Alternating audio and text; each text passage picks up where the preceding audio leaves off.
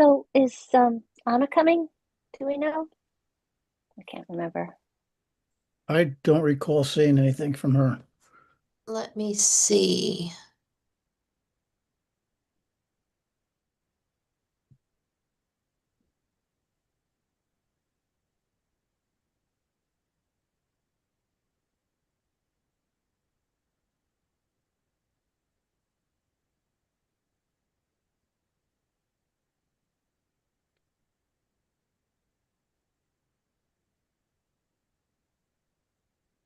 I don't have anything. Okay. But we have quorum. Yes. Okay. I Well, just remember her mentioning the site walk not being able. right. I remember that as well, but I didn't remember about tonight. Um, well, we can start. So I will open up the Madison Inland Wetlands and Watercourses Agency regular meeting at 7:01 p.m. on Monday, December 1st, 2025. We have in attendance currently Steve Lowry, myself, Lee Schumacher, Joe Boudreau, and our wonderful staff member, Maria Patello. So I would like to make a motion that to open up the agenda to add an item to it. I'll second it, All right, not great. knowing what it is, but go ahead. It's a secret. No. All in favor? Raise your hand. Okay. It's something that for some reason didn't make it onto the agenda. So it's for receipt. Okay. It is, yeah, I guess I should have said, but it's not. It's a very easy thing. That's okay. It's thank you for trusting me. It's application 25-46, 196 Durham Road, map 58, lot 14, zone RU-2. The owner is Temple Beth Tikva. The applicant is Thomas A. Stevens and Associate. And it's a regulated activity permit for modification of a parking lot, landscaping, and lighting within 100 feet of the upland review area. So it's for receipt. We can look at it. It looks to be a modification. I think some of you will remember they came in years ago now. I think it was even pre-COVID, I can't remember, to redo the parking lot and a whole bunch at the temple. And it looks like they like to modify part of that, but that's for receipt. So we'll add that onto the agenda. Okay. Yeah, just to clarify, it came in through the online portal and for some reason I see it on I have a copy of my Word document of my agenda and it must have, when we copied and pasted, must have gotten left off somehow. I printed off an agenda that has it on it, but then when I went back looking for it, I couldn't find it. Right. Oh, So okay. yeah, and something I have something was left in draft and we had to, I don't know what happened. It's all back of house on the website, on the town website. And I knew I saw it on there when something That's happened and it came off. But it did come in, it It's came on in the the office agenda. on, yeah, on November 20th. Yeah. Okay. It's on Okay, so you Okay. made a the agenda I motion. printed today. I made a Well, motion. And we got a second, and we voted to approve. Fine. Oh, wait, we got a We second. voted to put it on the agenda, I guess. right. Yes. Okay, All right. So that's on the agenda, but it's just for receipt. So that'll probably be the extent of our discussion. All right. So we can start with our pending applications. We have 25-39, 43 Green Springs Drive. This is for removing an above ground pool and replacing with an in-ground pool. We had conversation with the applicant last month, and we specifically asked for more information on a planting plan, more dimensions on the patio, and dewatering. So, and it looks like we have the applicant here. So you want Yes, good to evening. Can introduce you guys hear me yourself? okay? Yeah. Yeah, Yes. hi, Andrew Magliola. So thank you. I know we spoke last month. Um, Yes, so I went ahead and obtained the additional information that was requested, worked with Maria to get everything resubmitted. So I believe everybody should be in receipt of a copy of the additional details. Yes. Did everybody have a chance? I know we're still sorting out the new system. Did everybody have a chance to look at the,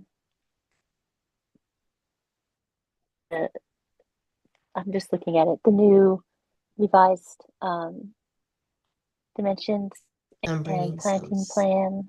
Yes. Oh, okay. Yeah, and I apologize. The site plan was submitted slightly last minute. So I'm hoping you guys were able to get a chance, but if not, we can go through it now.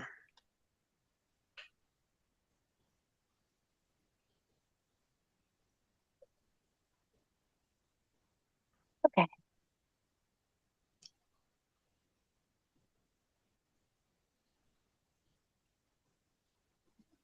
So The patio space got was added. okay, so Patio. that's the outline of the patio. And then the distance to the wetlands. It says it's 1,743 square feet. Okay. And the distance to the wetland.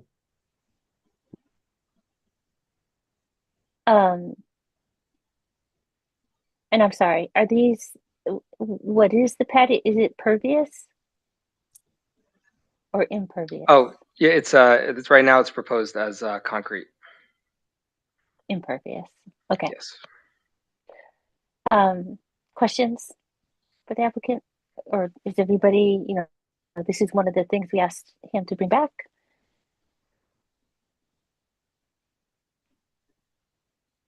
I didn't, remind me about the dewatering. What's the plan with the dewatering?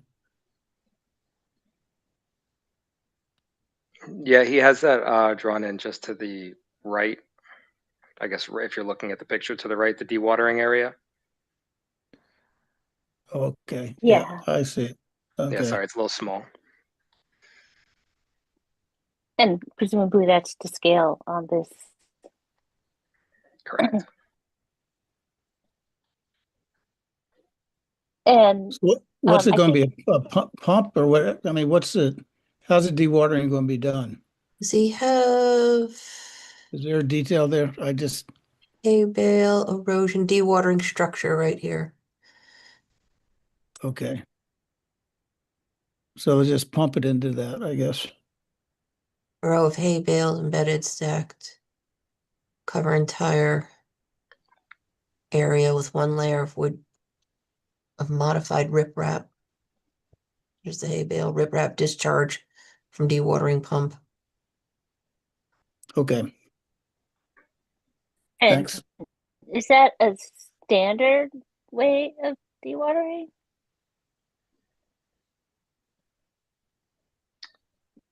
I don't, I mean, he doesn't have a silt bag. I mean, Yeah, Maria, you might right. know better than I would. Well, this is for That's what I was wondering. pumping Go water ahead. out of the pool hole, I take it, when you're de-excavating. Yes. Yes. Yeah. This is if they hit, which they may, groundwater or whatever, to pump the water out. And I guess that would be my question as well. When we've had these before, oftentimes there's silt bags to make sure, and I get, that we're not having a lot of sediment be flowing out into the world. But I guess that's the intent of the way the hay bales are it'll structured end in up this. seeping through the rock and, Yeah. it's over here is where it's relatively flat, 'cause this is where the pool sits currently. This is the Mm-hmm. current above ground. And this is about where I think the deck is. So all of this Yeah, is flat. And then it doesn't correct. drop until it gets down here. Has the contractor given you any indication of how long it's going to take to dig the pool? He has it at about a week. About a week. Marie, do you typically stop out Yes. while that's going on? Yes, Right? because I usually look at ENS Okay. We confirm the ENS is up. And then, if there is dewatering, Yeah, so you could check that as yeah, well. we do go like summer, for instance, that underground trench on Summerhill for the electrical. Yep. He said, let us know if, and he happened to be digging, it was over the weekend. And, he let us know that he hit water and it was, the silt bag was working and we went Oh, out on Monday and checked. oh, good, good. Yeah. Okay. Well, I'm comfortable with the dewatering if that's the case. Right? I think that if for some reason next year is different than this year, that kind of dewatering can be, you've got the drain hole, but you could also put more fence. So I think the whole area could be expanded pretty easily. Okay.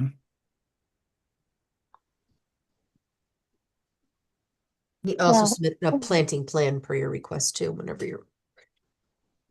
yeah. So I think, as long as you're check, it sounds like you'll check when they're digging. That would be great. So that if there's dewatering, make sure it's working.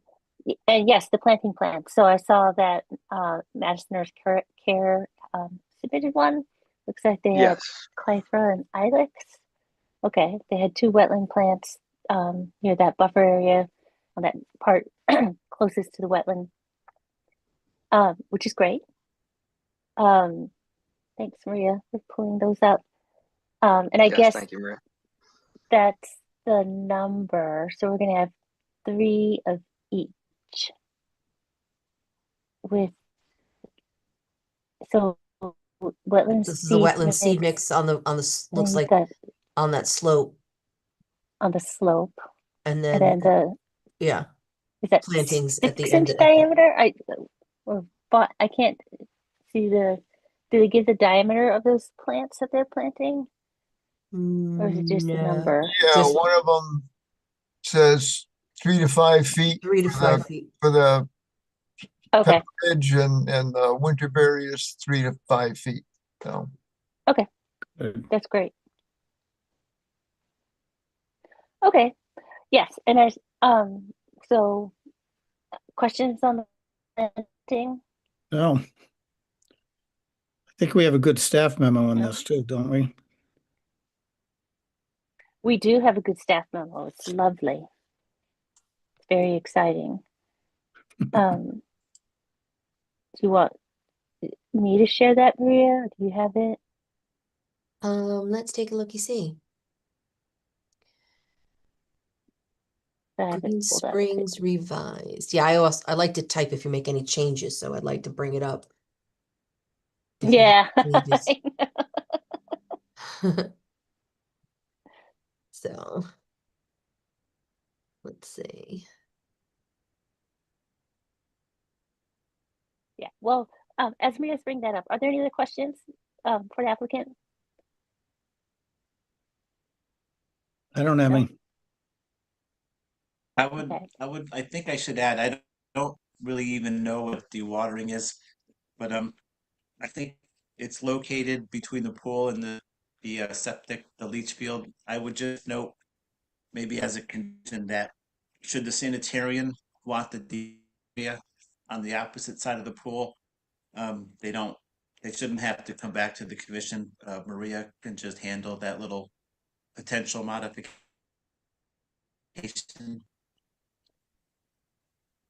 Just Okay. a just a thought, Yeah. Well, hopefully they won't need it, because but I guess we'll see. yeah.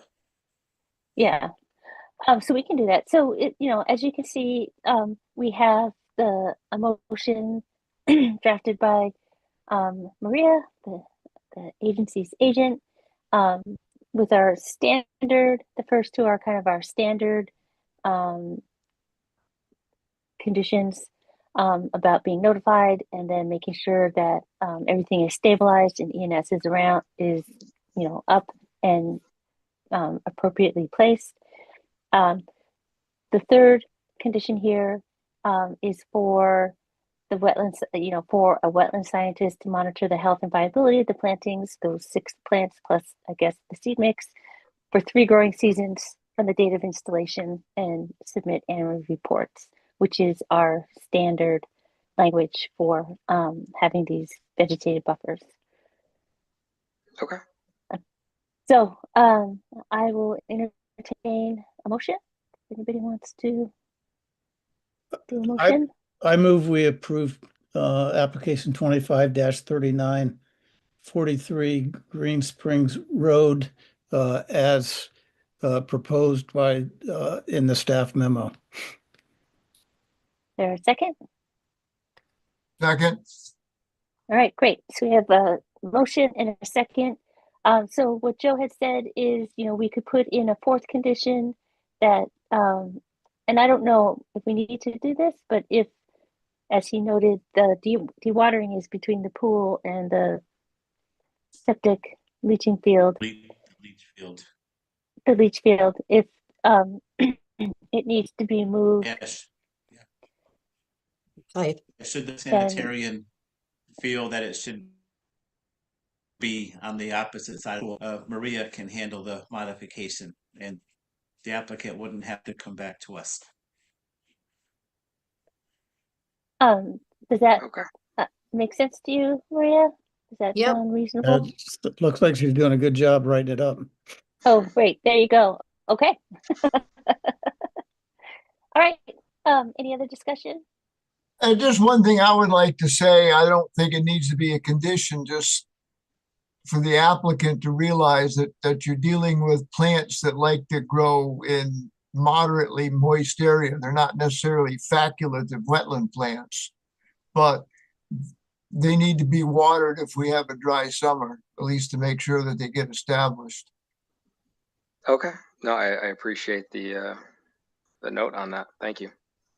Yeah, and hopefully Madison Earth Care will give you some instruction on that, since we're asking that 80% of them survive for the next 3 years. So Okay. hopefully. Yeah, I'm sure they will. We've worked with them quite a bit in the past, and they've always been very attentive to everything. So Great. Okay. All in favor of our motion and conditions? Raise your hand. Say aye. I Any opposed? Any I abstaining? Okay. All right. Great. Well, thank you, and good luck with your pool. all right, thank you. As the next step, is there anything else that I need to do for, I guess, for formal approval or to submit to the pool company, or? So we'll process the rest of the application with the approval letter and the conditions. Okay. And I believe you applied for that, right? Not the pool company. Correct, yes. So you'll get notification, and then after it is the action notice is published in the paper, then I go ahead and approve the pool permit. But I would make sure that they have the updated plan, the most latest and greatest survey, because it'll be approved. I then go put those conditions on the pool permit with the approved wetlands letter. Okay. Okay. Understood. I appreciate it. All right. Thank you. All right. Thank you all. Thanks.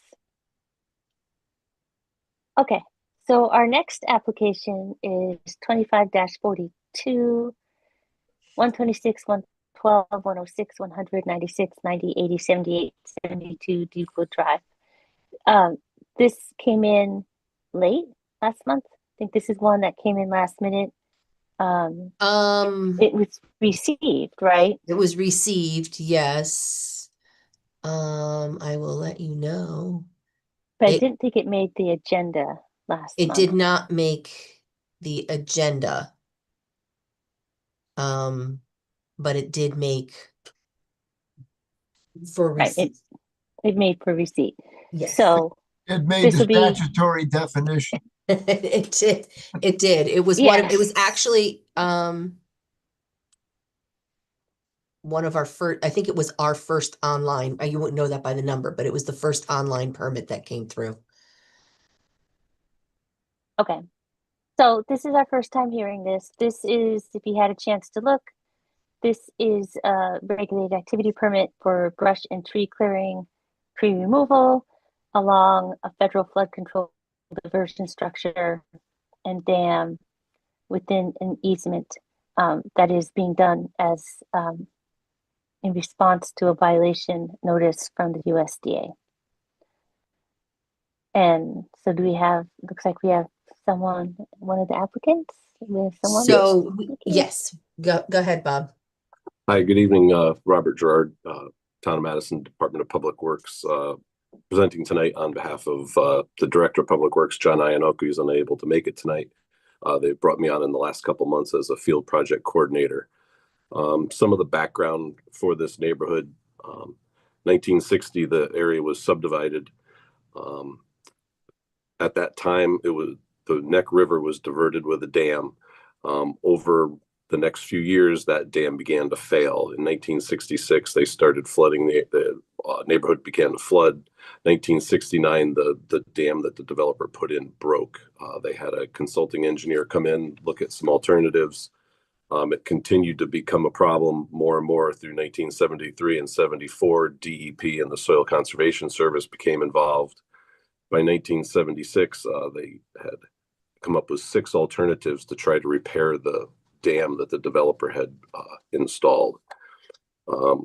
78 was finally approved by the federal government, an actual solution to this. And in 1980 and 81, this diversion project was started and then completed in 1981. It consists of a dam that holds back portions of the floodwaters of the Neck River. It has a pipe that goes underneath that dam and flows the low flow of the regular seasonal flow through the front yards and down through Deepwood Drive.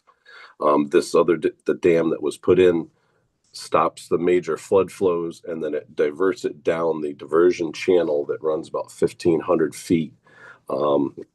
That's man-made structure. They span the properties known as number 72 through 126 Deepwood Drive. There are 9 homes that are behind that dike. The dike is 460 feet long, 12 foot wide at the top, and 7 foot to 10 foot in height. The diversion structure, being 1,500 feet long, is 10 feet deep with a 12-foot wide lined riprap stone channel. Unsure, John and myself were both unsure of the frequency of maintenance in the past, but the USDA came out in 2022 to do an inspection. 22, 23, and 24, they did field inspections, and now we're under an order from USDA. They were not happy with the conditions of the dam and the stone channel and the berms up and down the stone channel. They're brush, vines, briars, small saplings are growing in there, and some trees. In order to maintain the structural integrity of this structure, we were under order to remove the vegetation from this structure to keep any damage from happening if a tree falls over and loosens some of the soil. Right now, anything greater than 4 inches in diameter would have to have the stump removed and soil of the same type that the structure was built on, replacing any stump holes that come out. All the work is going to be on man-made slopes that fall within the 100-foot review area. The area we're looking at clearing, which you can see cross-hatched in green, the screen that Maria is sharing now, it's approximately 5.75 acres. We do have access for vehicles, for tree companies to get in there. Vehicular access is secured by deed, and also the maintenance is secured by deed. So we have vehicular access from number 80 Deepwood Drive, and at the far end, number 126 Deepwood Drive. The easement deeds allow for maintenance to take place on the affected lots and are recorded in the town clerk's office. John Iannoco, the director of Department of Public Works, has been in contact with neighborhood property owners. To that end, in the next few weeks, I will be out in the fields flagging the limits of the clearing. Then we were planning on meeting with some site contractors out there, getting some prices to put this project moving forward. And that way, once they see that flagged, everyone has the idea of what they can see in the field, what exactly needs to be cleared, and then they can give a price to us and get this thing moving along as quick as possible, so we can get through the order.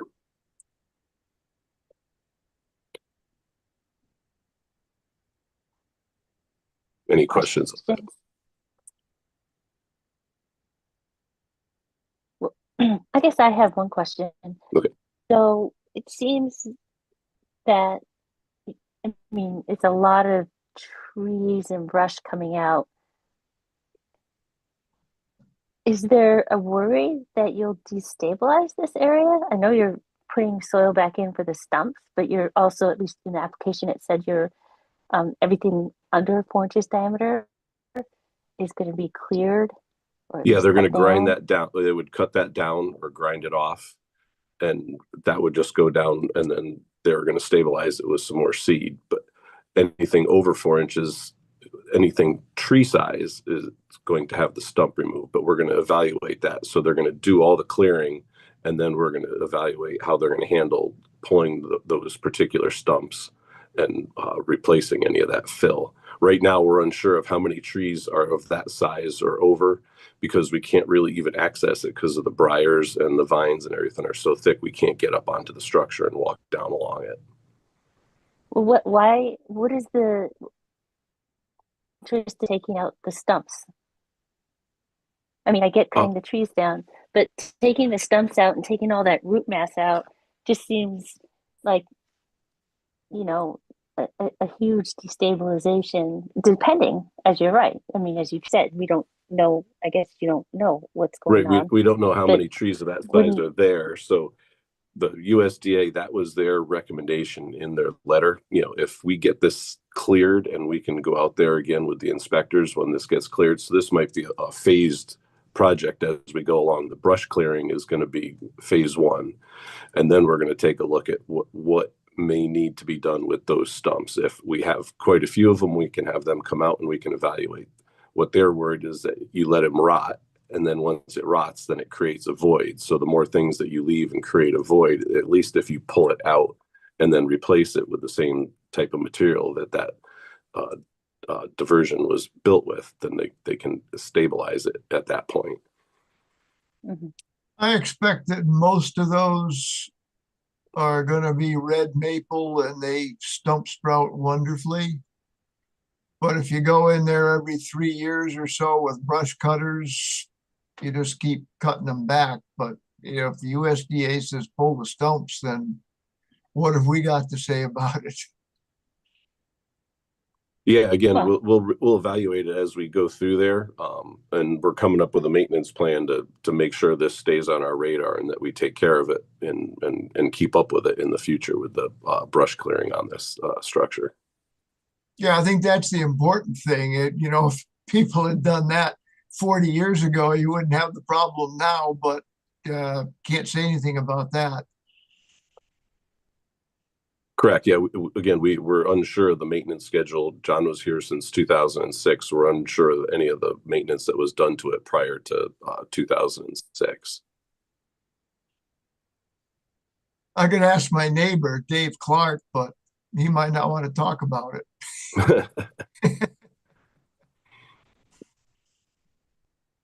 so it sounds like, and you know, I guess what was submitted for the application, at least what I saw were those pictures and the description of what's going to be done. But it sounds like this is phased. Is that correct? So, I mean, yes. So you know, once I just get trying out to there, figure out what we are approving. so what you'd be approving is, so we would go out, we're going to flag the limits of the clearing. We're going to get tree companies to give us a price to be able to clear this brush out of there. And then we need to get this done at least through into March before the spring hits here. So we need to get these guys out there as quick as possible. So we're here to move it through the agency so we can at least start our process of getting bids on this to get the brush cleared. And then John and I are going to walk out there, and more than likely the USDA guys will come back out too, and we'll take a look at how many of those stumps 4 inches or greater need to be removed and what that impact will be. So what is the impact on the wetland? All of this is man-made structure. So everything that's there has been man-made to divert the storm flows. So it's fill 7 to 8 foot tall in these people's backyard, and then it drops down. It's a stone line ditch, and then it comes back up 7 to 8 feet on the other side, and then back down. So it was built in the wetland, but everything that we're clearing on is a man-made structure. Does this whole swale riprap or? Correct. It's the channel and the sides are armored with riprap. The 1,500-foot channels. So the stumps you're pulling out are actually in riprap. Some of them could be in riprap. Again, we couldn't get up. We could see up the channel from the furthest end at number 126. We were able to get in and we looked up the channel. There was water in it about a month ago when John and I were there. The channel itself was clear, but the sides and the top of the berm is what's been growing in. So is the restoration going to be part of the contract that you let to do the clearing, or is just the clearing going to be in those contracts? That's what we're going to work on once we get out there with the tree company. If we have a company that can do both phases of this, then we can get a price for them to pull the stumps and then replace the material. So I think we're going to end up having to evaluate this once we get out there and the clearing actually starts and we can access this site again since it's so overgrown. So this, just looking at this plan, at least what was submitted, you've got the, survey and stump removals, you've got the flagging, you've got the brush and tree removal, the tree stump removal, drainage inspection, and maybe riprap replenishment. I mean, this is just looking at what was submitted. I guess this is from 2005. Yeah, Go there ahead. was some older documents in there, correct? Yes. Okay, but so you're doing some of that, it sounds like. Yes, I think there's a trash rack that was installed on that pipe. They want to ensure that trash rack is still in place, that the pipe that goes under the dike that goes out that handles the low flow portion. So we need to be able to, they couldn't inspect that at the time. There's a concrete structure that slows the flow on the furthest end out by that 126 Deepwood, and they were unable to access that. So once we were able to get the USDA inspectors to be able to access and take a look at all this stuff to make sure that everything is still intact. So we'll probably give a report back at that point. Okay. Maria, is there anything else I felt that we should be thinking about on this?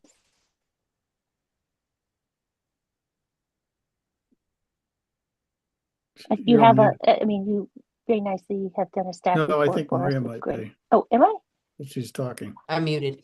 Originally the two plans were the only thing included in the abutters list. We went ahead and then uploaded the actual violation letter from USDA plus the plan, the maintenance plan, in addition, and then the easements. So as Bob is saying, obviously the methodology is somewhat known. However, they're not going to know until they really get in there. And unfortunately, it is a violation, and we are under order, as well as it's something that has to be done. It's it's detrimental to the homes on the street. So Right. it kind of has to get done. Once and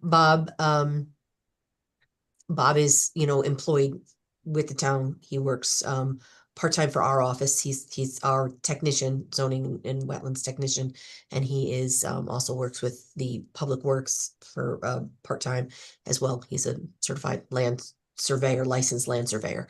So he's going to go out there once he flags it. I haven't been out there. I could take a peek. I don't think you could see much. It's very overgrown.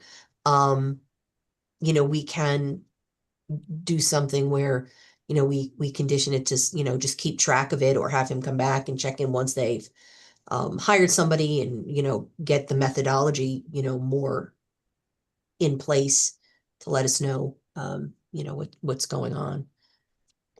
Yeah, my plan is once the work starts, as a person that's reporting back from Maria all the time, I will be out there monitoring the construction for GPW and for wetlands also to make sure everything is running smoothly out there when the tree clearing actually starts.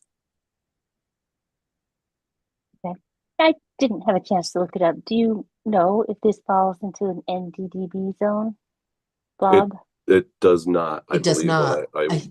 check off on the application, it does not. Okay. Great. Well, so yes, I mean, I guess it would be good to kind of, because this sounds like this is going to be, has the potential to change as more information is gathered and as things get cleared. It'd be good to get updates and make sure things are going as planned. So any questions from the agency? We can act on this tonight because it has been received.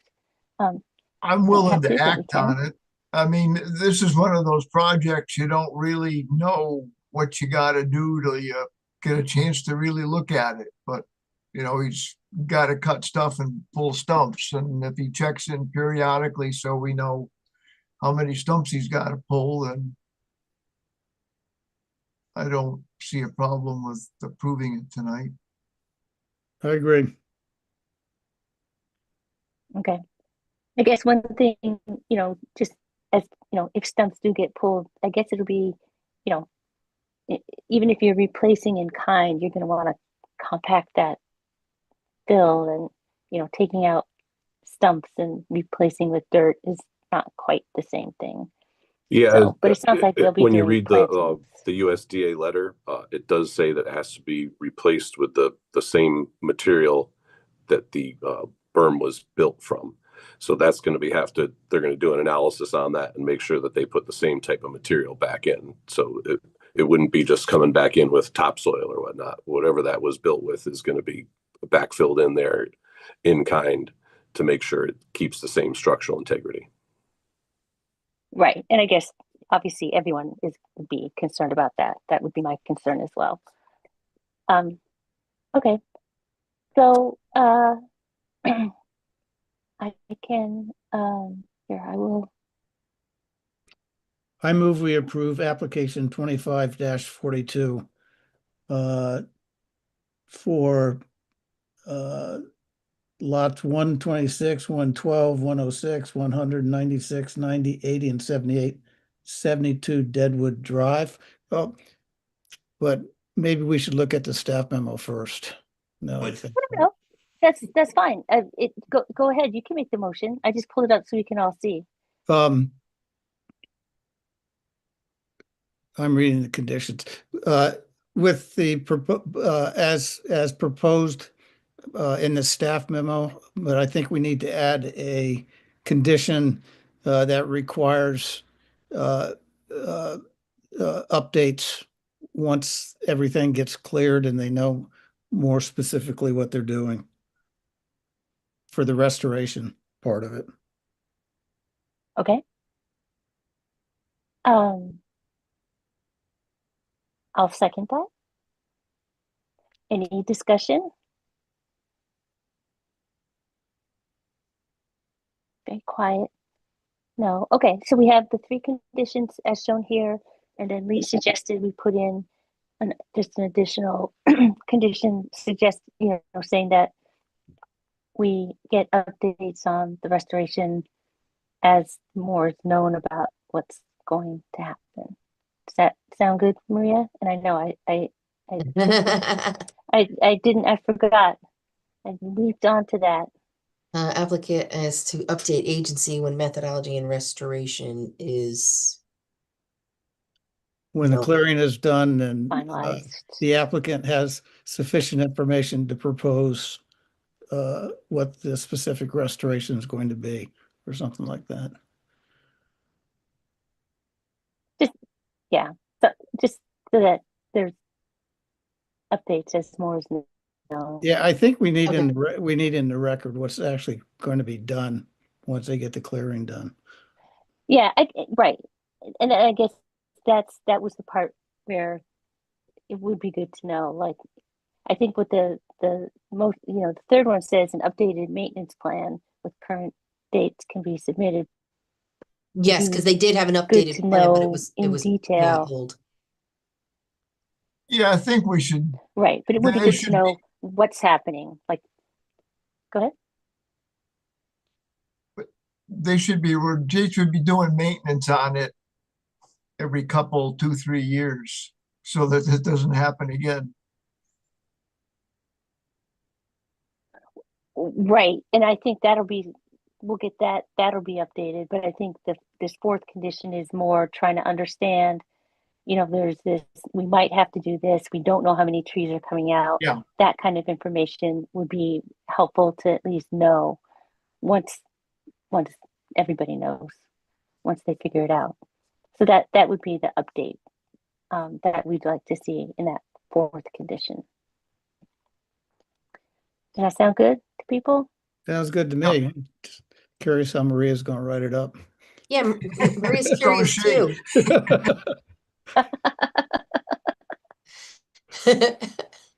Uh, Well, as people used to tell me when I was a wetlands agent, make this sound good. She does good. She normally does very good. Let's see. whoops.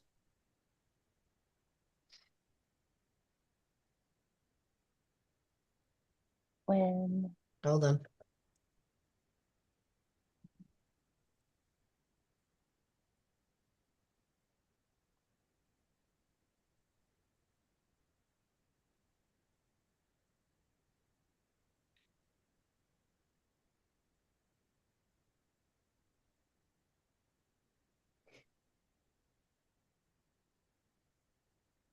Yeah.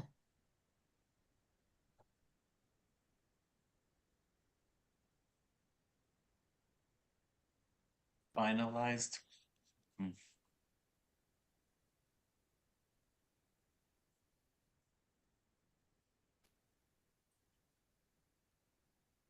Well, I already said that, right? His work is to begin. Okay.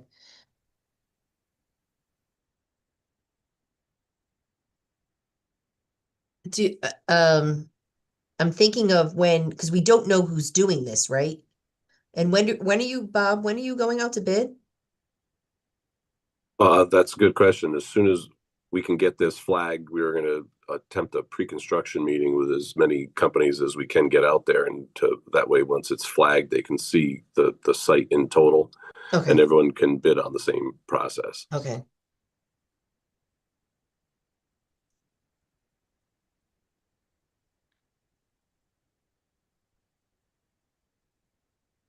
I feel like we should know when it's awarded, so we know when it's. I mean, I feel like we should just know that when the Yeah, I bid is mean, if you want awarded. monthly updates, I mean, I could certainly provide monthly updates, absolutely, or even less than that. I could provide you direct, Maria, Yeah. weekly updates as we go.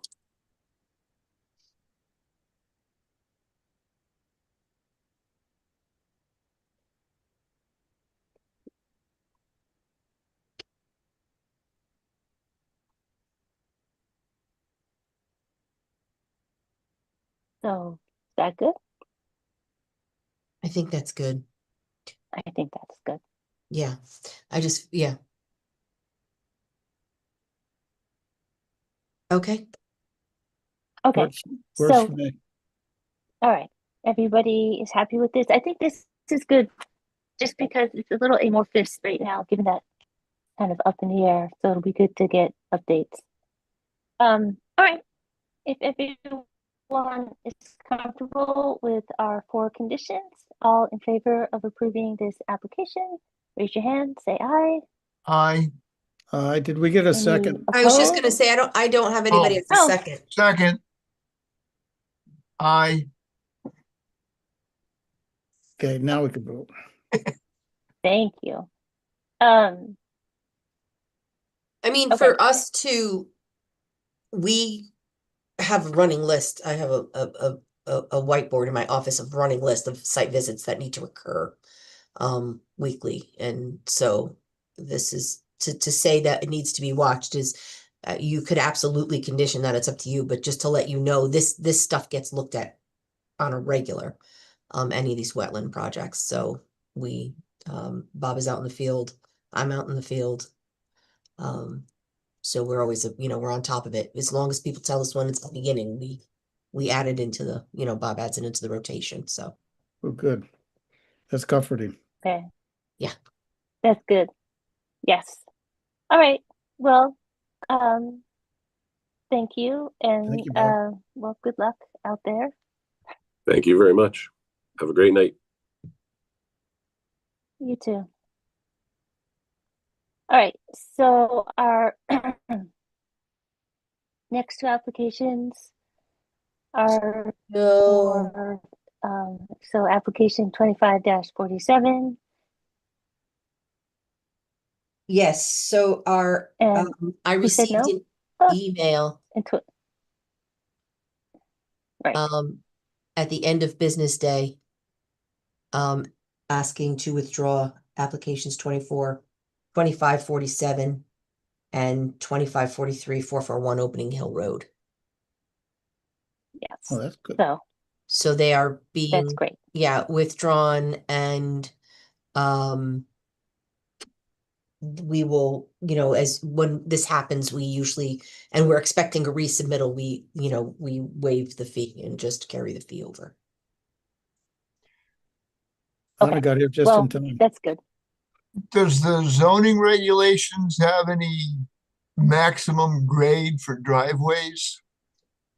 Yes, Is it less than 12%? it is less than 12%. Well, then they gotta This- redesign that we're road. not, yeah, it's withdrawn. So Yeah, okay. yeah, there's no need to Just dispute. so I long don't as think they there know was- that the next time. Yeah. Well, yeah, I think there was a significant amount of information missing. So that's great.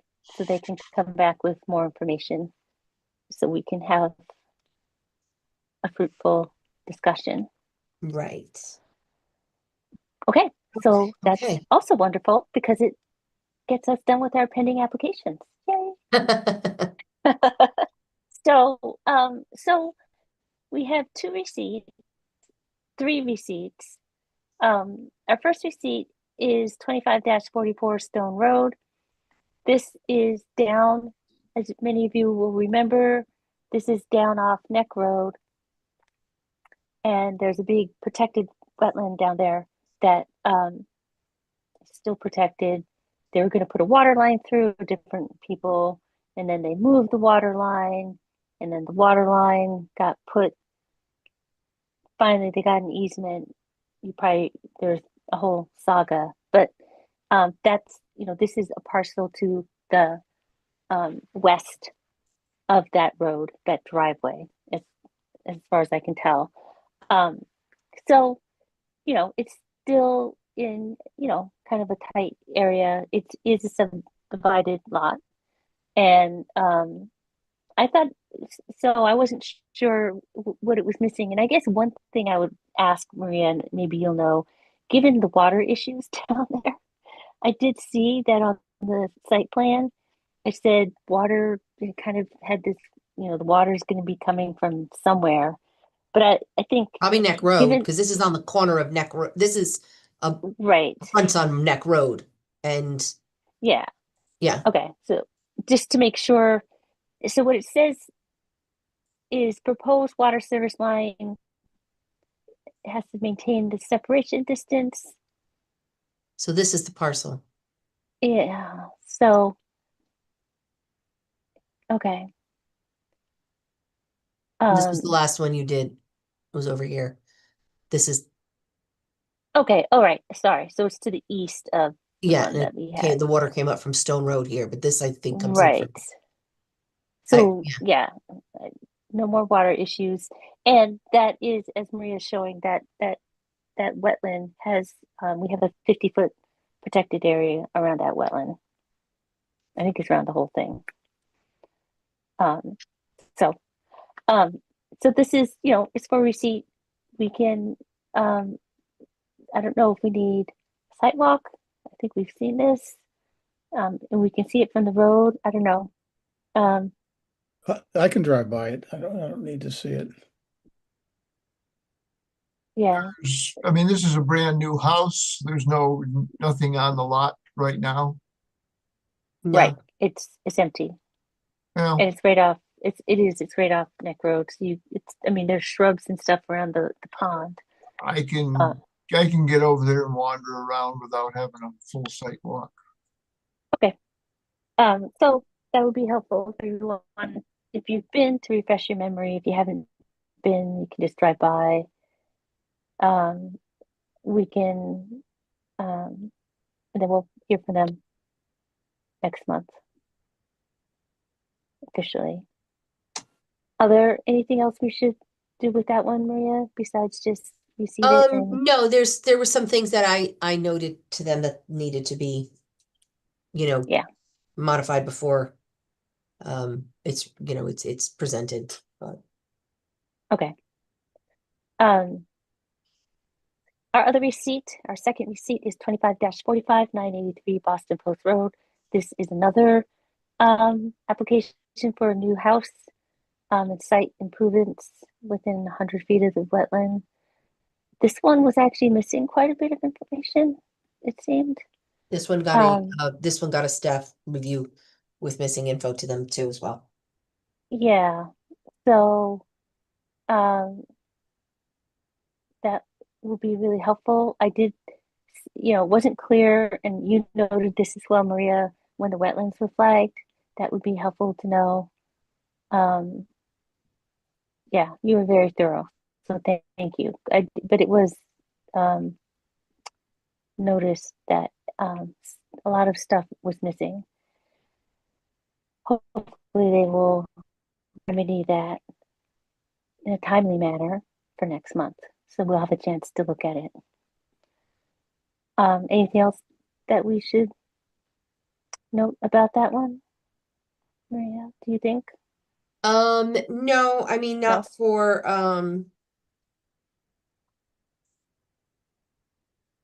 no, not for wetland. Like I said, there were some things that I've already addressed and some things have already been in the works with the applicant to fix. We need some zoning clarification on that lot. Okay. That's how that lot came to be, which they're also working on. Okay. Yeah, it looked a little complicated on the prior owner, this owner, at least on the site plan that was submitted. Yes. Okay. Then you added 196 Durham Road. Right. So the next one is One- 25-46, 196 Durham Road. That one again, you can look at the plans. I don't think we need a site walk for that. We can check that out unless someone would like a site walk, but I think that's pretty basic. Or Maria, what do you think? Maybe I didn't read it closely enough. say Yeah. say that again. You kind of broke up a little. Oh, sorry. I didn't, I was saying it seemed pretty straightforward. That the application. Yes. Tom Stevens' office is representing that they have their hand raised. I don't know for what, it's just for receipt. So Yeah. these were for the Okay. modifications that for when Temple Beth Tikva went through their site changes and to add their addition, and I think they're asking now they have to go back to planning and zoning as well. Mm, They're asking to modify or not complete some of those. okay. And they're raising Tom Stevens' office is the applicant. He's raising his hand. He wants to know if, I don't know if you want to entertain his remarks or not. If they are short. Okay. Let me. lower his hand and allow to talk. Good evening. Can you hear me? Yep. Okay. No more video anymore, huh? That's all right. I got a bandage on my forehead. It doesn't look pretty. Well, that said, the temple, let me just tell you a brief history of why we're here. They're looking for their CO from the land use department, but they can't get it until until all the conditions of approval are met. So what they wanted to do was they eliminated 2 light posts, and they would like to eliminate a parking island and some pavement. There was a couple of substitutions on the landscaping. The quantity is the same, but they did substitute some of the plantings. The northern parking lot, the overflow parking, it had extensive planting, but when I looked at it, and the temple had looked at it, we would have to almost clear cut the entire hillside and then replant. It looked like it made no sense. So that was one of the conditions that we were looking for. About half of that is probably within the review zone. The other half is far enough away from the wetlands. Additionally, there's a small stormwater pond at the southern entrance to the right, and I had Bob Russo write a memo on that. Erin wanted it filled partially with gravel. She felt it was too deep and a safety issue, but Bob Russo and the temple had agreed that they could fence around it. There's native vegetation growing in there. It would be a shame to fill it up. It's doing its stormwater quality. There are cattails in there, so it looks like it's functioning very well right now. So we don't really want to disturb it. The problem is that for funding for their CO is dependent on funding for their childcare. So we wanted to get to planning and zoning as soon as possible to look for these waivers, but wetlands would come first before P&Z could act on it. And I'm surprised Joe Boudreau didn't say I was looking for an administrative approval, but the changes are so de minimis on here, and actually we're eliminating pavement.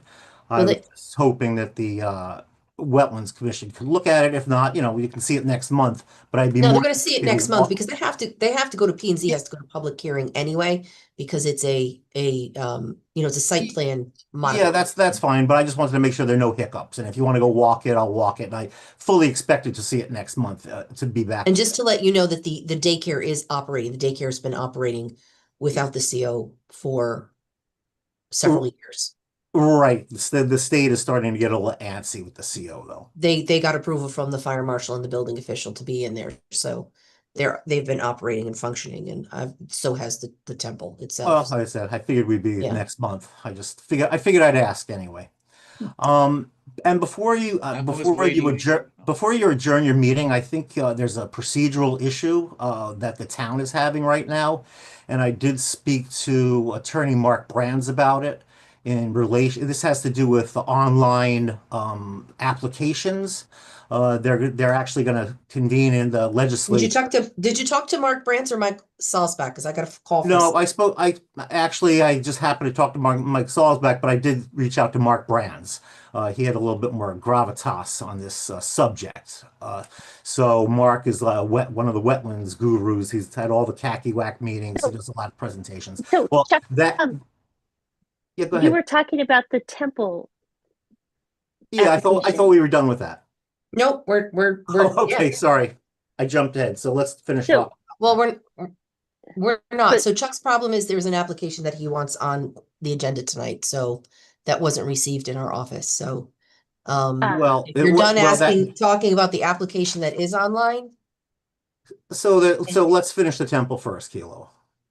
Okay, because that's what we have in our agenda. So, Right. yes. So, thank you for highlighting these modifications. I assume so. We've received it and we'll look through. And it sounds like daycare will be fine. And I guess if P&Z is going to have a public hearing, we will see this in January. So Yeah, that's fine. I think so it'll be helpful to, but thank you for highlighting those. And I did read through Rob Russo's report, and I guess I will flag that chain link is fine, but it'd be great to make sure that there can be, maybe wildlife underneath or something, because I'll bet there's Yeah, stuff yeah, using exactly. that. I I have no haven't checked problem it out. as long as a child can't fit under there. I don't see that happening, but Right. that's absolutely No, acceptable. I'm thinking Yeah, yeah, snakes and yep, frogs and turtles. yep. Snakes and turtles. Okay. So, well, yeah, that's snakes and frogs and turtles. I had to ask on So, behalf. I had to ask on behalf of my client, by the way. yes, and I totally understand. Okay. So we'll see that next month. And then the other thing is not on our agenda. And so maybe you and Maria can take that up Well, I'd like the commission later. to, actually, I'd like the commission to hear it because it concerns all the commissions. And I don't think it's fair that the application that we sent in electronically wasn't received for tonight.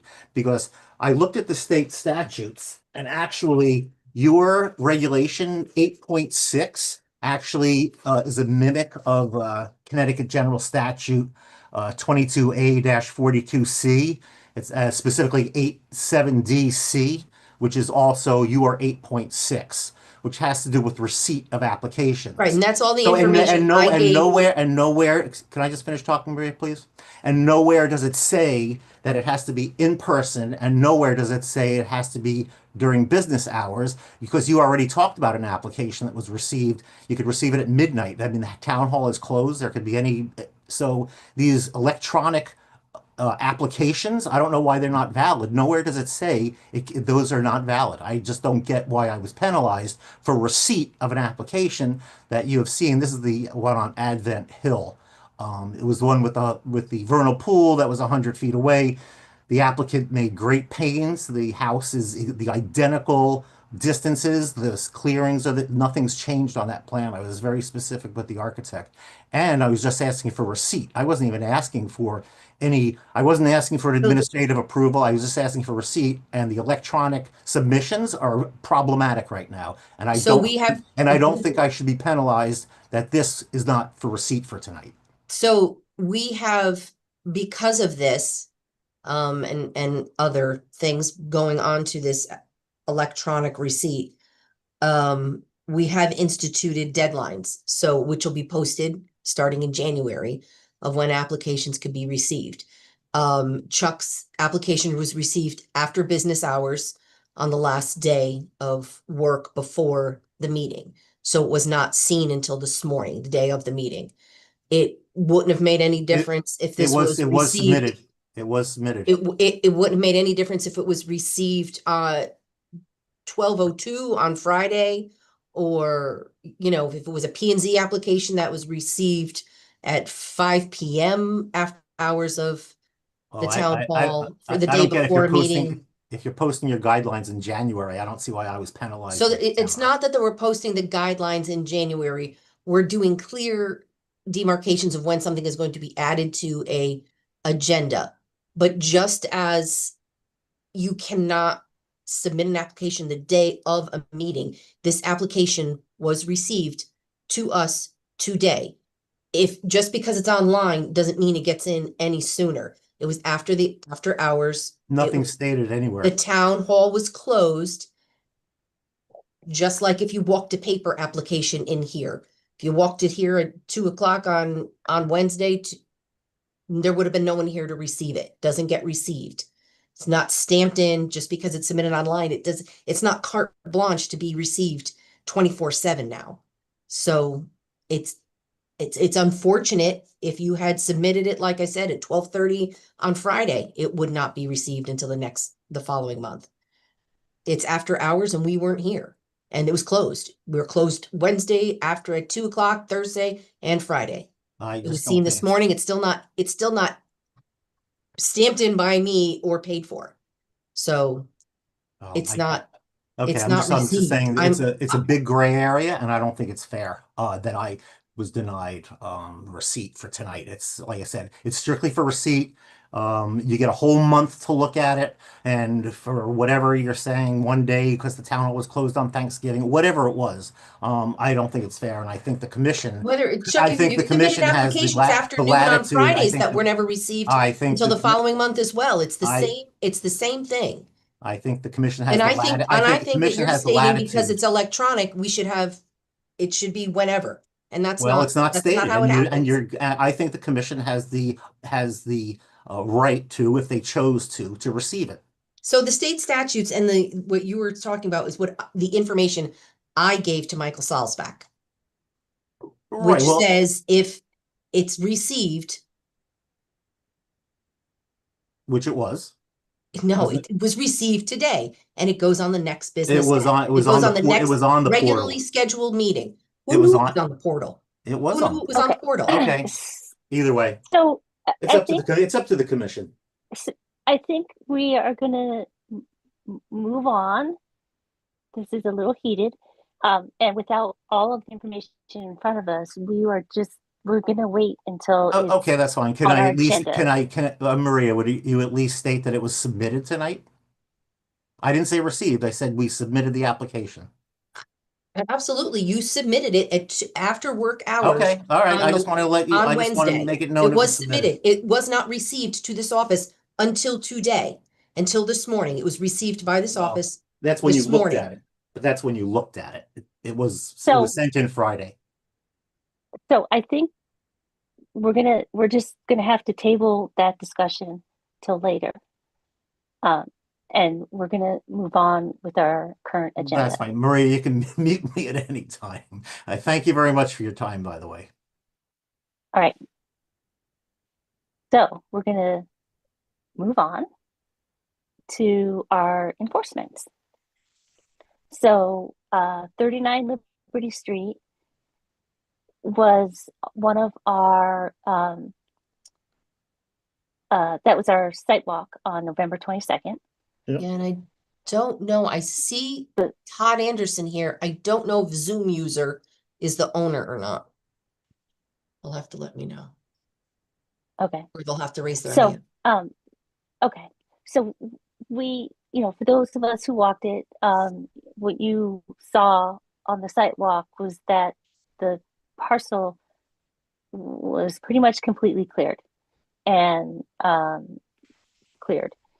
And you can see tree stumps, you can't date all of it, but it was cleared. There's nothing left. They're near the watercourse wetland on the edge. There's some plantings that were put in. And so and I think most of the parcel, not all, but most of it is within the 100-foot review area. So Maria has suggested, so currently we had this enforcement action, this violation. And so Maria's recommending corrective action that that the wetland should be reflagged, which is something we noted on the walk, trying to figure out, where the wetlands are. They are flagged, but at least my understanding was, and this was suggested by Todd Anderson, that they could reflag them as they might have shifted a little. We should have a new survey with the updated flagging, and there should be a wetland assessment to determine the total number of trees cut, the impact on the wetlands, and whether the existing planting should remain or be removed. There was a significant number of, what was it? It was Steve, you knew what those were, those evergreens. They They weren't had a fancy arborvitae, name. right? Yes, arborvitae. Thank you. A Latin name. So that Maria, if I have that right, I kind of cut and paste that from the email you sent Yeah. us with your staff reports. That is what we, your recommendation is we should do a corrective action with those things. We flag the wetland, get an updated survey with new flagging, get a wetland assessment, understand how many trees were cut, what the impact is, and what should happen next with the plantings. Other comments, or especially for those who walk the site? No, I think that's a good list that Maria came up with. Somehow I misplaced that email, though. I couldn't find it today when I looked for it. So I do have Todd Anderson who was on the walk with us. Again, I don't know if the owner is on, and I do know that one of the things that I spoke with Todd about is that they asked that we remove, if we can, remove 39 Liberty from the enforcement and just make it 1008 Boston Post Road, because that's where the actual, and at the time we included both because I hadn't been on the property, so I couldn't tell where the work was done. Okay.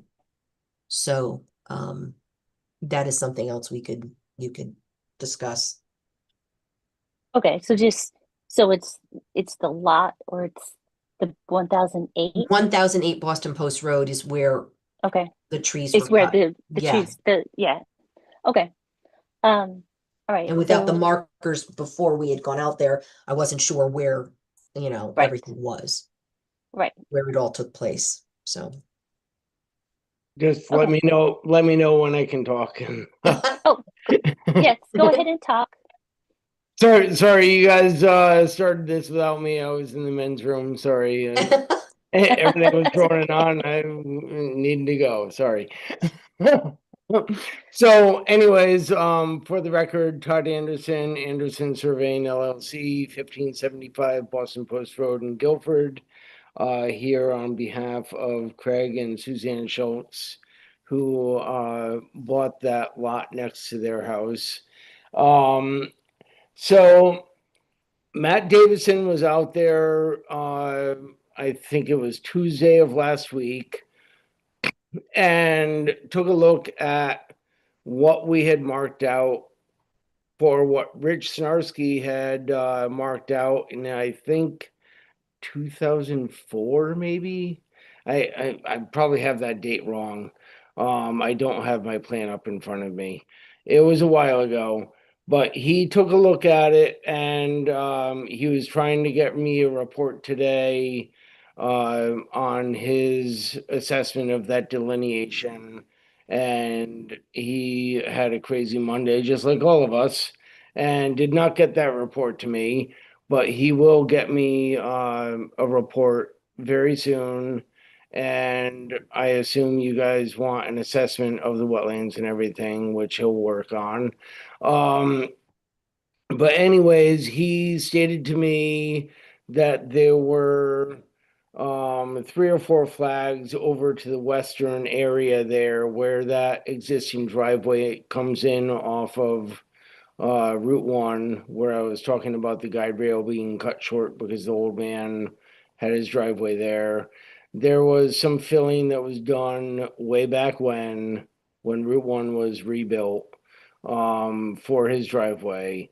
And he hit varying areas where I don't want to speak for him because I don't remember exactly what he said, but he felt that he might have been able to move like 3 or 4 flags, like 10 feet further towards the wetlands, but he chose not to.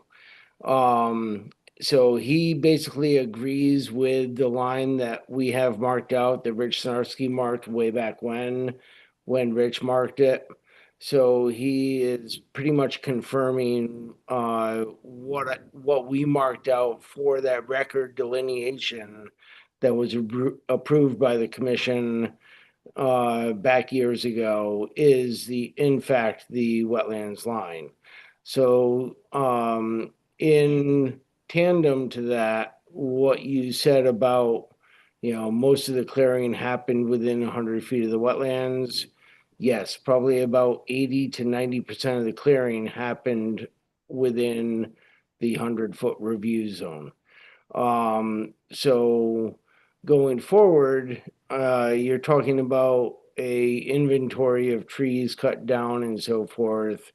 We could certainly go out there and locate the visible stumps and give you an inventory that way.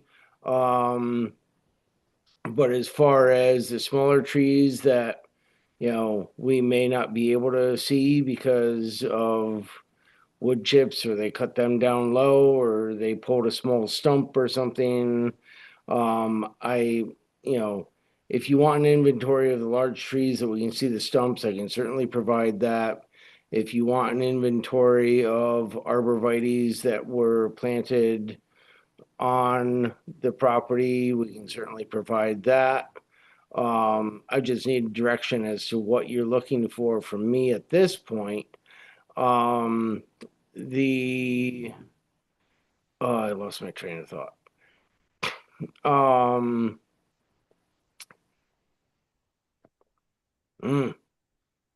Hopefully it'll come to me. Okay.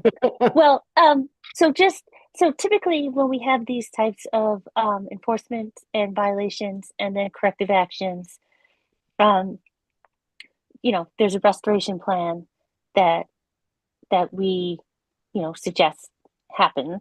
And so that's, I guess, what we're, by getting the wetland reflagged and having, an updated survey with the new flagging, that's helpful. And then figuring out, what was taken out. Yes, of course, some of the smaller trees we're never going to know, but they're pretty big stumps out there.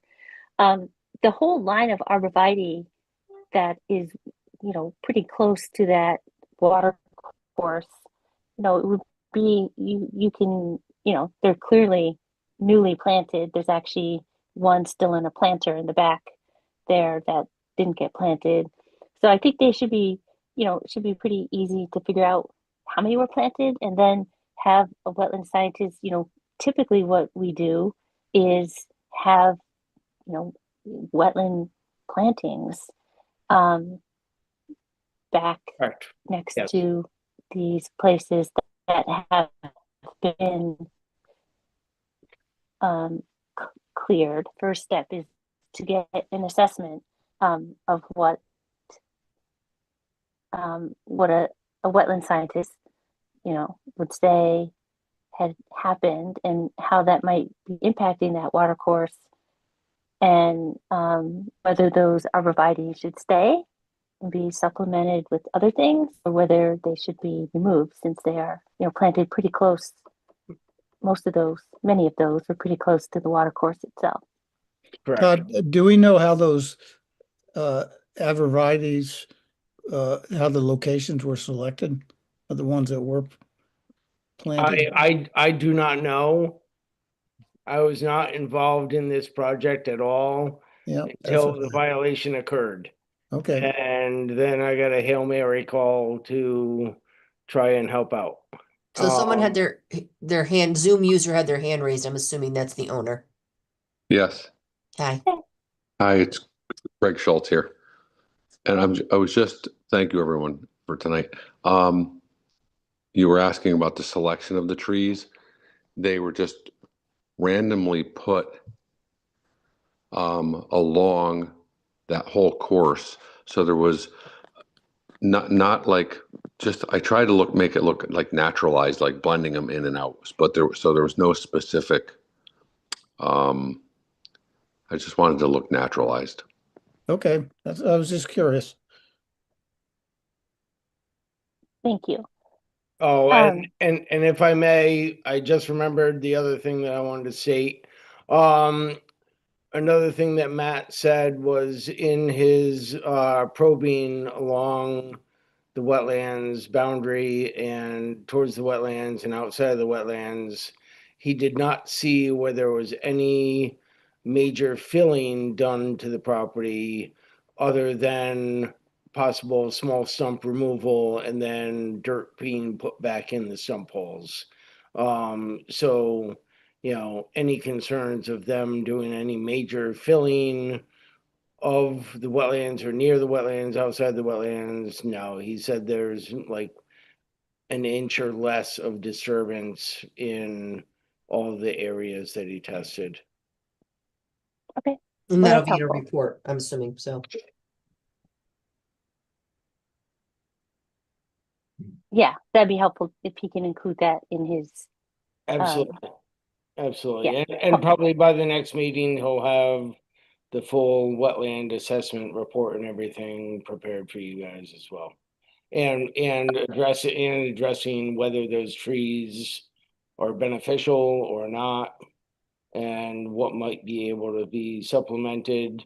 The other question I have is in the next 3 or 4 months, we will be working on, probably within the next 2 months, we'll be working on towards the end result of a plan to potentially build a house, septic system, well on that property.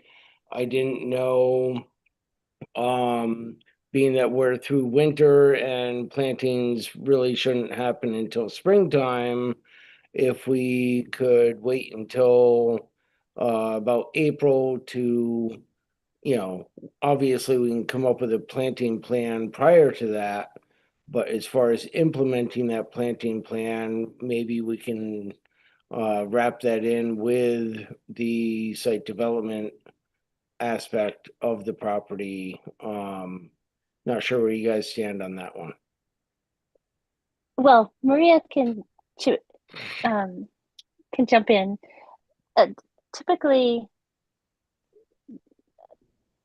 well, it's easier to keep these separate, but of course, recognizing you're doing a site plan, I understand that, but it is separate, right? I mean, this is a violation and this is a corrective action. So I don't think it can necessarily, I'm not trying to think if we've done that. I don't think we've done that. We haven't wrapped So them in. no, in the like Todd said, that the timing, I guess, is the fact that we can't even ask for plantings because Right. it's winter. Right. The Yeah. last time we had to do a major restoration on Green Hill, it just happened to be fall. They did Right. one half and then they needed to do a second half in spring, but that was only because they Right. wanted to see what was going to regrow. So I would say you should probably start a corrective action with some of the items listed in here. And then if you wanted to, see where they're at next month and either, if they could do a site plan and, do a amended one showing up maybe what they maybe plan on using for a limited lawn. So if you had a planting plan, it's not gonna be planted and then ripped out. I mean, that's up to you. I'd like to see the first part taken care of first, Yeah. before I think, we jump yeah. ahead to something that's not ready to be jumped ahead to yet. Right. So I think it'd be helpful to start with the corrective action. We're, in December. So it'd be good to get a plan to look at this and see, you know, where we're headed for this. And then, if you have your site development plan, we can certainly talk about that later on down the line. Because yes, we don't want to have a planting plan that, that abuts or, that, we don't want this to be at odds, but this needs to start first. It's a corrective action. And we need to just start with that. Does that sound okay? Yep. Sounds good to me. Okay, excellent. And we're now in a time where no planting is happening, so it'll be good to just see the plans and then we can move forward.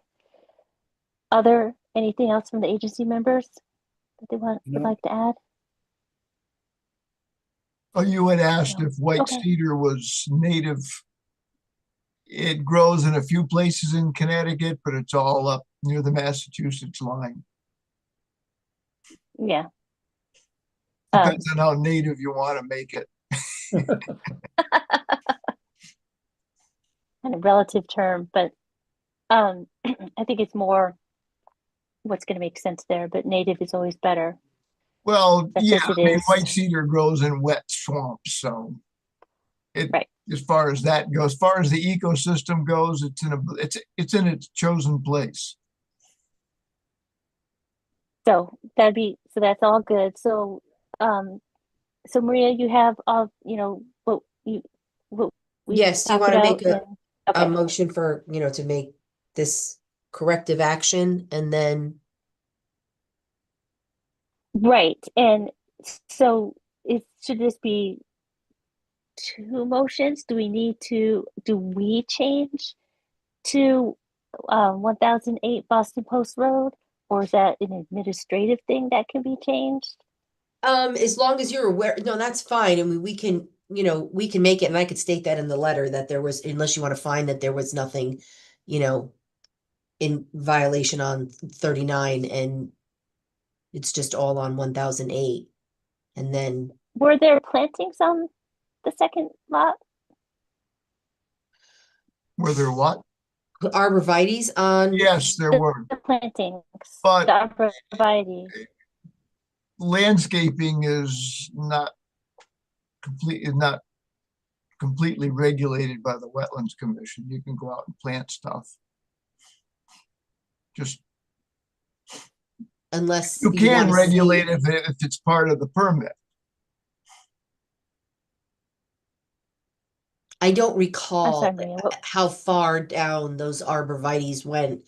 I don't think they were as noticeable to me after the three trees that kind of was the hard stop of the property line, and then Yeah, they went all the way up the line.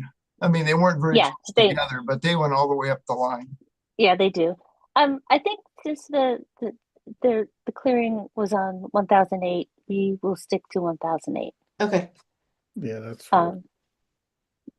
That's where our corrective action is going to be. So I'll make a motion that we change the violation, is that what it is? Enforcement action Mhm. on 39 Liberty Street / 1008 Boston Post Road to a corrective action.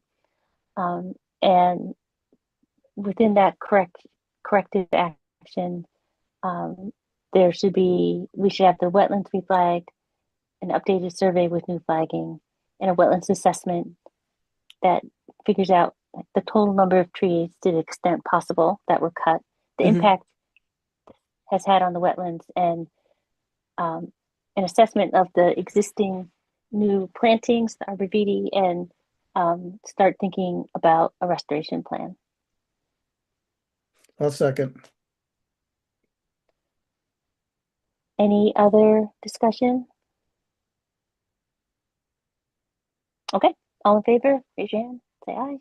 Aye. Aye. Any opposed? No, looks like we are unanimous. Okay, thank you. Thank you, everyone. Thank Thank you. you very much, guys. Okay, so our next enforcement is 131 Twin Bridge Road. Again, this was a clearing within the 100-foot review area. And again, Maria, in her staff report, recommended amending the order to a corrective action. So they, this, in this case, again, this is, the whole lot was mostly cleared, a lot within the 100-foot review. And so they could submit, I guess, a planting plan, I get in conjunction with I don't know, soil Yeah, so we scientist have, or I think, Samantha Yeah, Salentano, or, oh no, is I'm it here. It's Austin? Faustino. Yeah, I'm just Hi, using her Faustino. laptop. Good evening, everyone.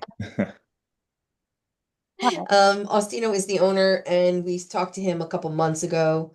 And we had recommended at the time that he revisit us in 3 months to update us of the progress of his permitting process. And since it's not as far along as we thought it would be, No.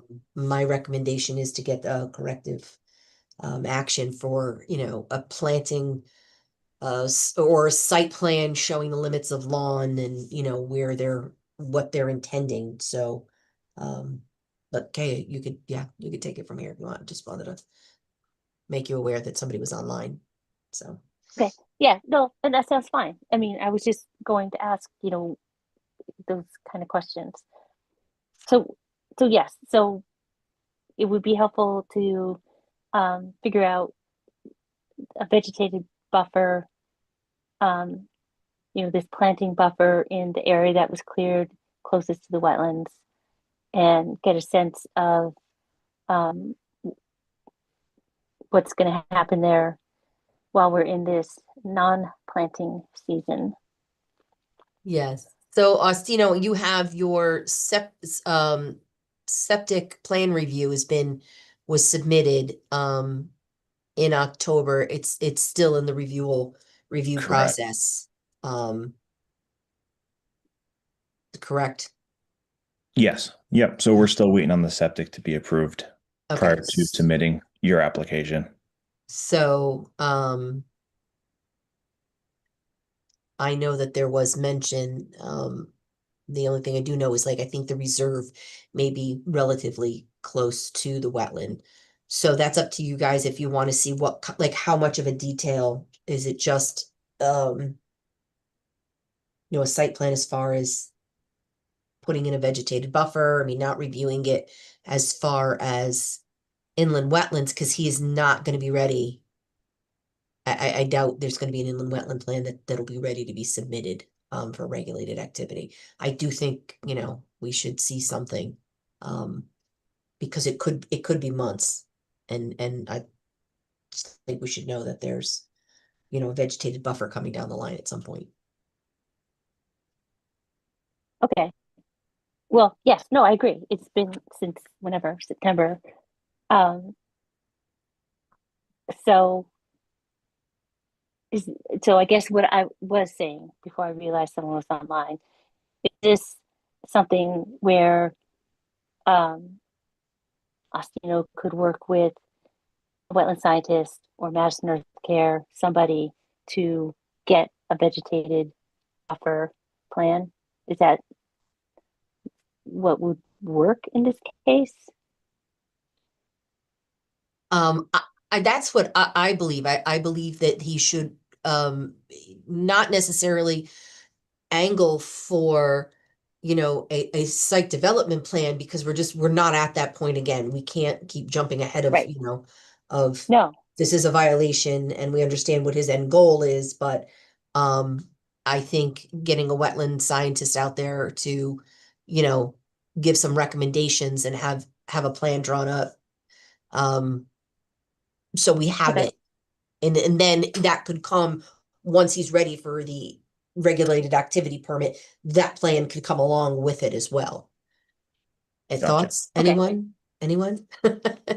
No, I agree. I think this, yes, it's a violation. We need to have restorative action. And we should start that now, which doesn't preclude us from, looking at a site plan whenever it comes along. Right. But other thoughts from agency members? Nope. Sounds good to me. I agree. We should get some sort of plan. Okay. And Joe, you're okay? No, I'm definitely okay. I mean, I don't know what's taken so long. If there's just I missed the site walk. I'm guessing it's just an encroachment of upland review that obviously should be mapped out. And like Anna said, even though the plantings will be in the spring, we should at least be seeing what's planned to mediate. Yeah, so I think what happened back in September or August or whenever it was when we found this, what happened was he had submitted a building permit, and it was discovered when that, we knew there was wetlands there. We went out on a site visit just to drive by at the building permit and discover the whole lot was cleared.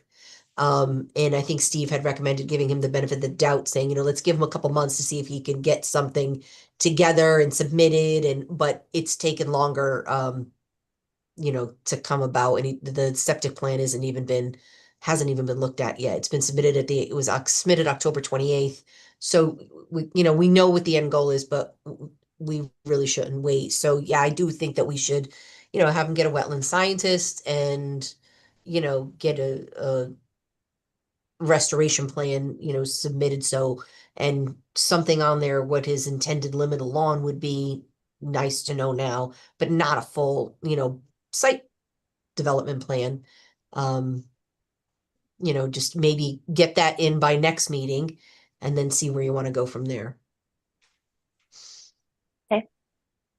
Well, I'll make a motion that we change the violation for 131 Twin Bridge Road to a corrective action that to get a wetland scientist in to assess what happened within the review area and to come up with a restoration plan and a planting plan that we can look at by the January meeting. And if possible, the owner can sketch out or have an idea where the lawn might be. But we definitely want to figure out in this motion the intent is to get restorative action started. Do we have a site plan that has have the wetlands marked on it? So, yes, I believe there was. Was this part of a subdivision years ago? I just lied to you. Yes, it was. So it's not in there. So it But hold should on have one wetlands second.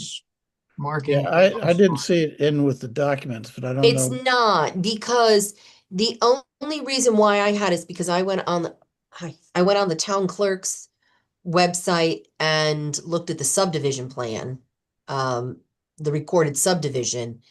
And then I had a map of the site plan that they submitted, which had the wetlands on it, but I was, leery to show it. I can give you a glimpse of it, but because it's not in stone and they hadn't had this septic plan hasn't been approved. So who knows if this is, I know it's going to have to go in that area because, Well, shouldn't it be part of any restoration plan? I mean, we need to see the restoration on a site plan.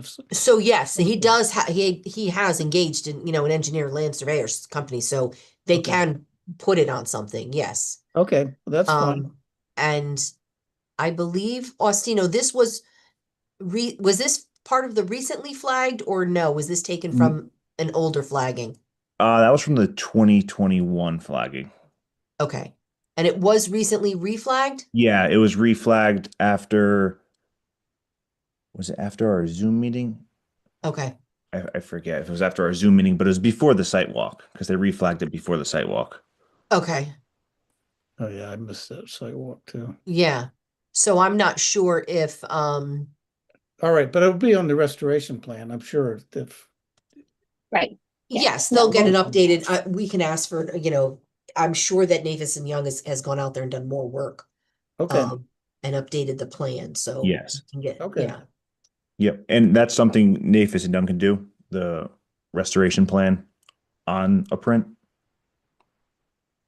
Well, the restoration plan would have to be done by a soil scientist would have to make up the plan. Okay. They can use their mapping. Gotcha. And they could put the, they can put it on for you. Okay.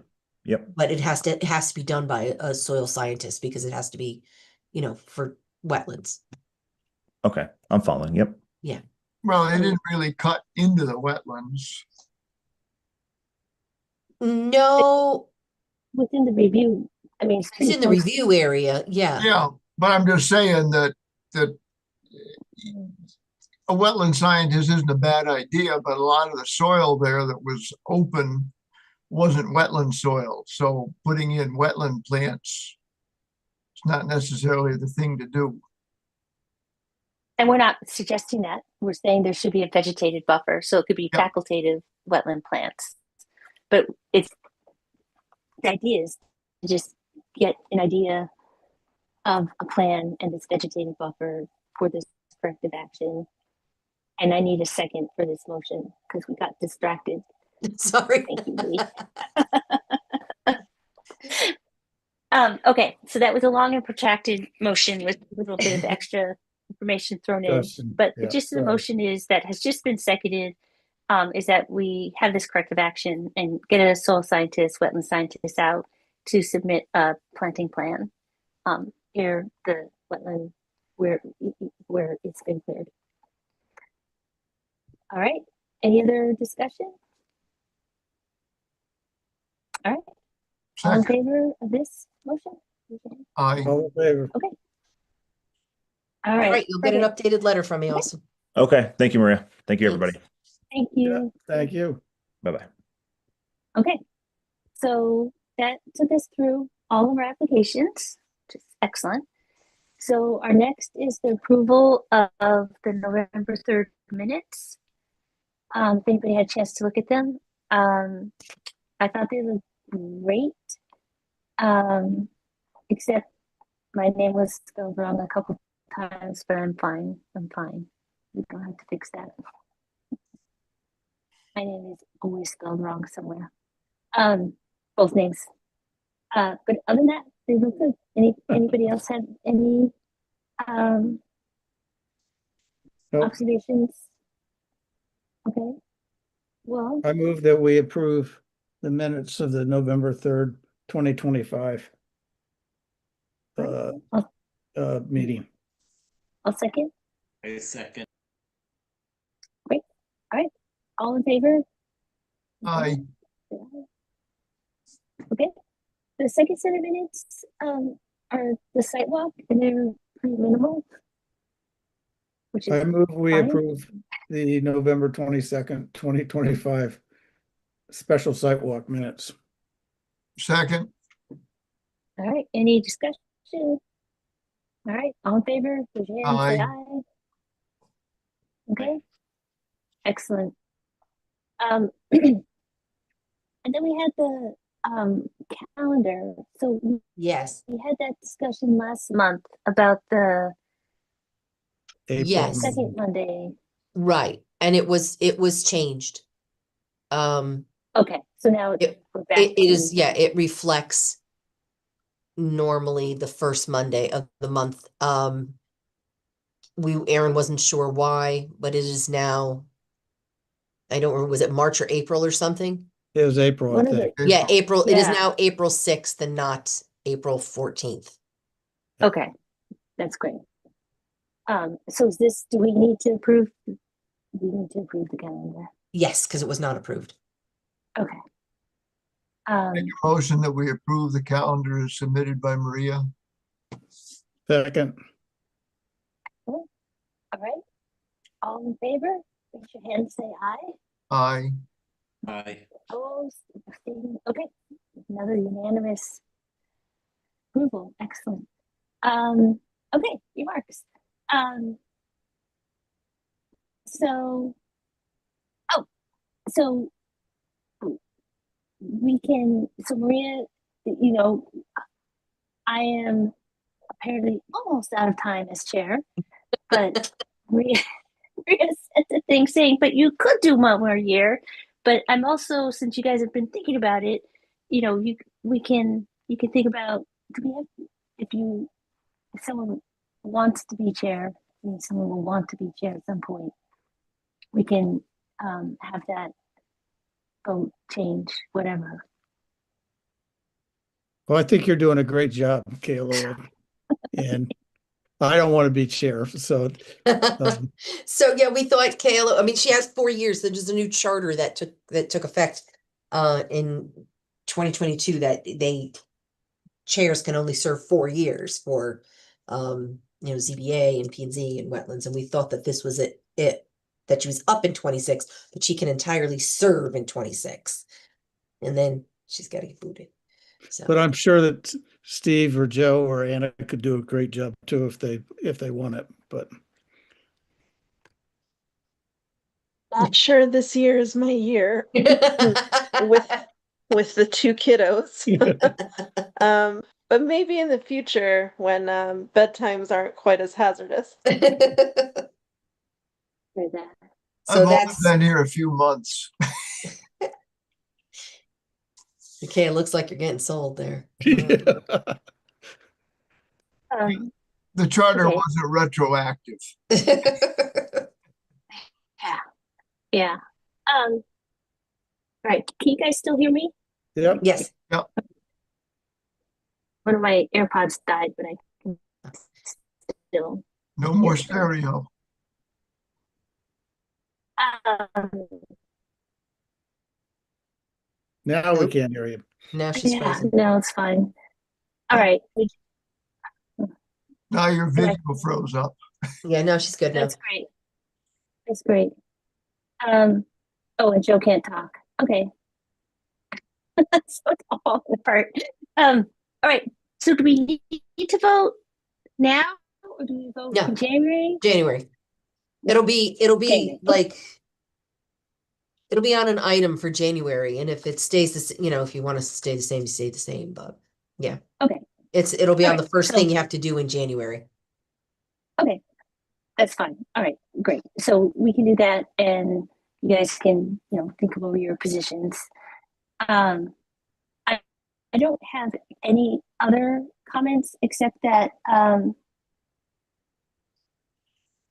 so I guess, Maria, you and the lawyers will sort out the receipt thing, which sounded very. So yeah, let me show interesting. you that. I don't know what there is to sort out. I mean, I think I your don't know what position, there is to I sort. think your position was more than reasonable, Maria, It frankly. is always been the way it is when it's received in the office. Right. Doesn't the statute say that it gets received at the next meeting if it's filed 3 days before? No, it doesn't say anything about 3 days, but Well, it used it to. does say that if there's no representative of a board or commission to receive the application in hand, so to speak, it could be to the town clerk's office. But you do have, it does come to this office and it gets received the next business day.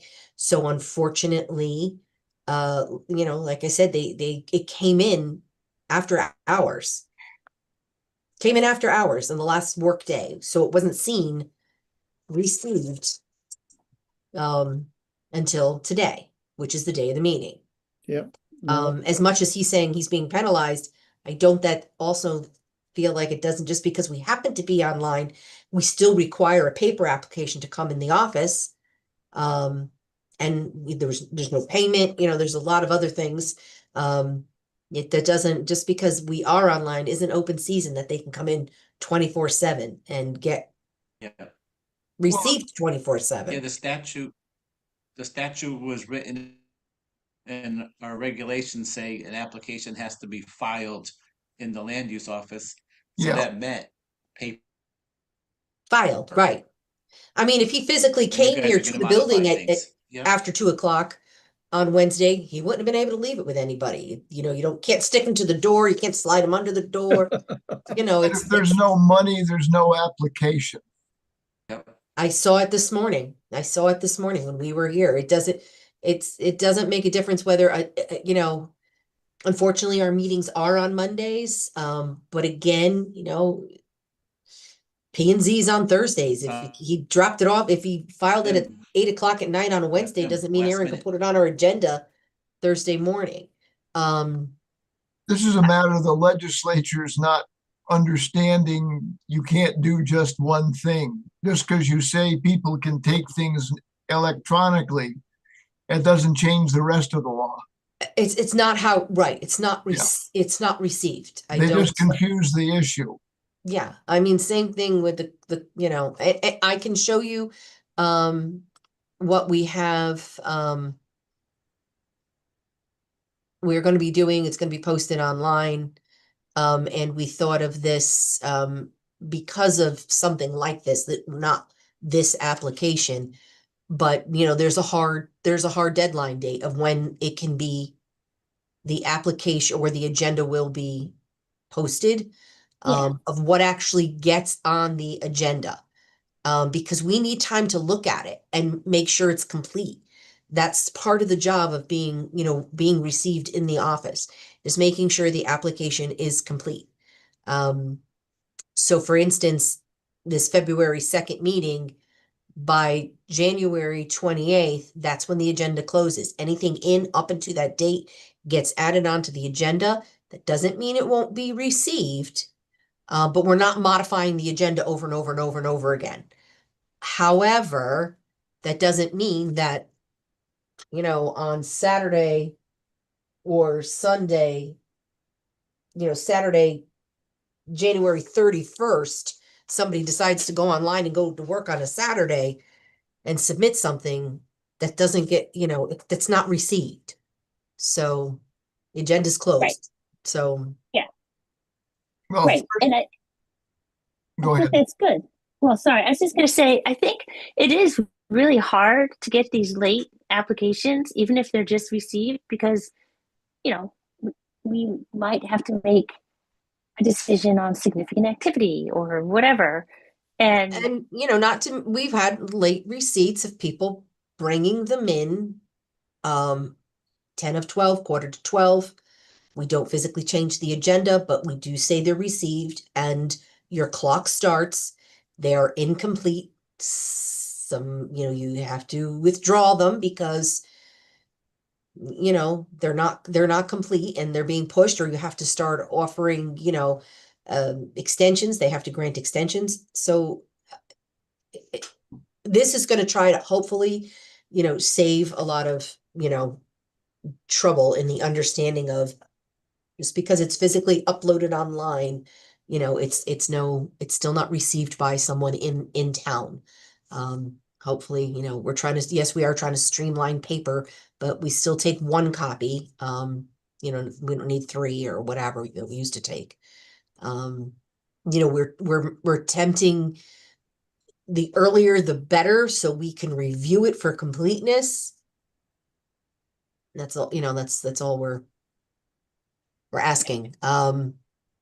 If it becomes too much of an issue, I mean, I don't have the call to say, but we take it away, and then, you go back to bringing it in, dropping it off, stamping it in. I mean, anyways, the other thing I wanted to update you about was, last month or the month before, 38 Opening Hill, the modification of the modification.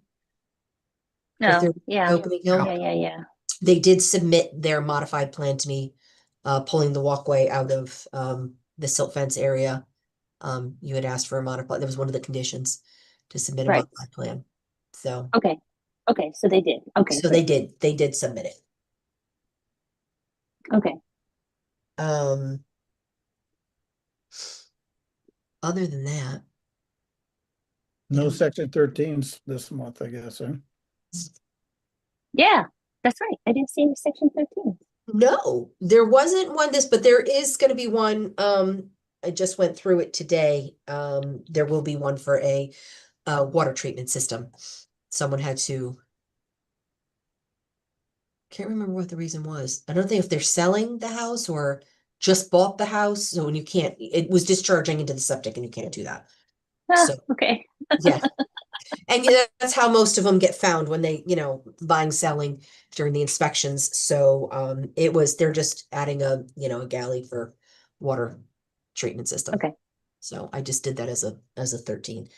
And there was an incident of a tree on a house that it was a domino effect of trees that we told them they can do it as of right because it's a tree actually fell on a neighbor's property across there was a culvert and it fell and knocked another tree and another tree onto a house.